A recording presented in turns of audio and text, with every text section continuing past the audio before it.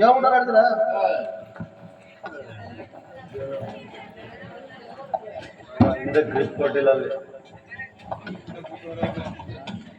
ವೃತ್ತಾಂತವನ್ನು ಕೇಳಿದರ ಆ ಪಾಂಡವರು ಜಾಡಿ ರಾಜ್ಯ ಸಂಪತ್ತನ್ನು ಕಳೆದುಕೊಂಡು ಗಾಳಿಯಲ್ಲಿ ಹಲದಾಡುತ್ತಿರುವವರು ನಾಚಿಕೆಯಲ್ಲದೆ ಹತ್ತ ರಾಜ್ಯವನ್ನು ಕೇಳಲು ದೂತನಾಗಿ ಕೃಷ್ಣನನ್ನು ಕಳಿಸುತ್ತಿರುವರಂತೆ. ನೋಡಿದಿರ ಹೋರಾಟ ಎಷ್ಟರ ಮಟ್ಟಿಗೆ ಮೀರಿದೆ. ದುರ್ಯೋಧನ, ಆ ಪಾಂಡವರಿಗೆ ಅರ್ಧ ರಾಜ್ಯವನ್ನು ಕೊಡದೆ ಹೋದರೆ ಯುದ್ಧವೇ ಸಿದ್ಧವಲ್ಲವೇ? ಏನಂದ್ರೆ ತಾತ,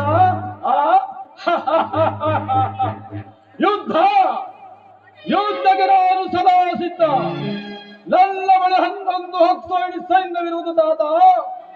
ಆದರೆ ಹಿಡಿತಕ್ಕೆ ಸಿಕ್ಕ ಆ ಪಾಂಡವರು ಮದಿಸಿದ ಆಗ ಕಾಲಿಗೆ ಸಿಕ್ಕ ಬಾಳೆಯಂತೆ ಗಜ್ಜಿಗುಜ್ಜಿ ಹಾದು ಹೋಗುವರು. ಸೋದರ ದುಶ್ಯಾಸನ, ಆ ಪಾಂಡವರ ಯಜ್ಞವನ್ನು ಪ್ರಾರಂಭಿಸಲು ನಮ್ಮಲ್ಲಿ ಸರಿಯಾದ ಕರ್ಮೋಪದೇಶಕನ ಯಾರು?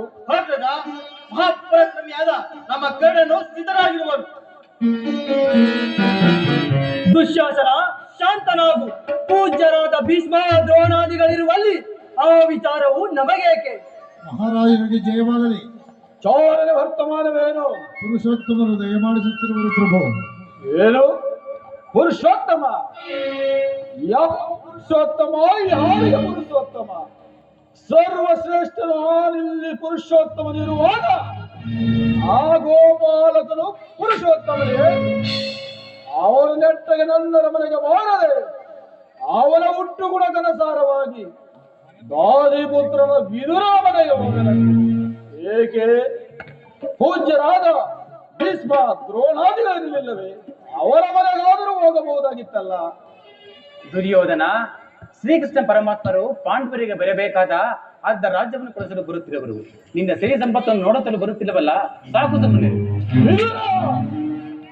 ಚಕ್ರವರ್ತಿಯಾದ ನಾನು ಪಾಂಡವರಿಗೆ ಅರ್ಧ ರಾಜ್ಯ ಕೊಡುವುದರ ಬಗ್ಗೆ ಓರ್ವ ದಾಸಿಪುತ್ರಿಯಿಂದ ಕ್ಷೇತ್ರ ತಿಳಿದುಕೊಳ್ಳಬೇಕೆ? ಸಾಕುವಾಯಿತು.